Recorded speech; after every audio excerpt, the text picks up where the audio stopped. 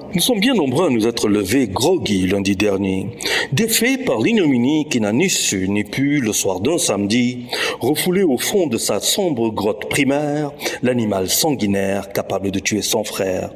Ainsi a pris fin un projet familial, une promesse sociale, ainsi a commencé une tempête médiatique sans recul ni retenue.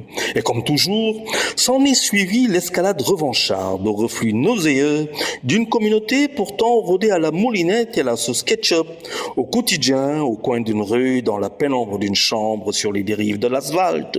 Et comme toujours, tout retombera très vite.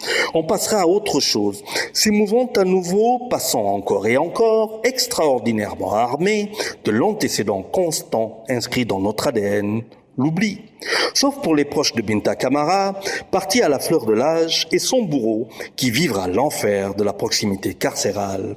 Faut bien qu'il purge. Ému, le maquis en a appelé un conseil présidentiel sur la sécurité. Mais qu'apportera-t-il de nouveau sous nos cieux, gouverné par un communautarisme naissant, excité par des pulsions suffocantes de sécrétions hormonales, juvéniles et débordantes, endurci par notre indécrottable indifférence et nos certitudes inflexibles, fossilisées dans le marbre de nos cortex.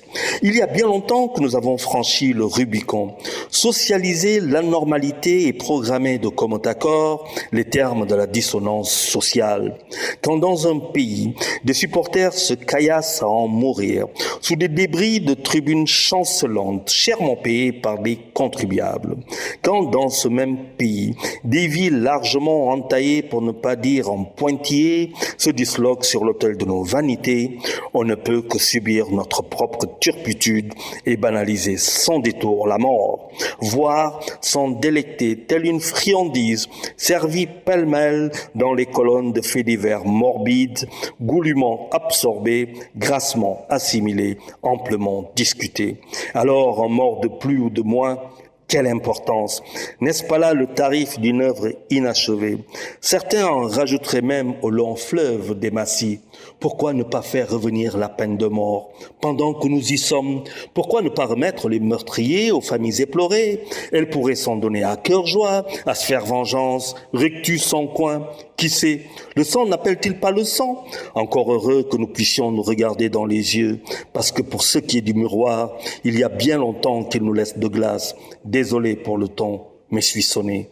Ramadan Mubarak et bon week-end à tous.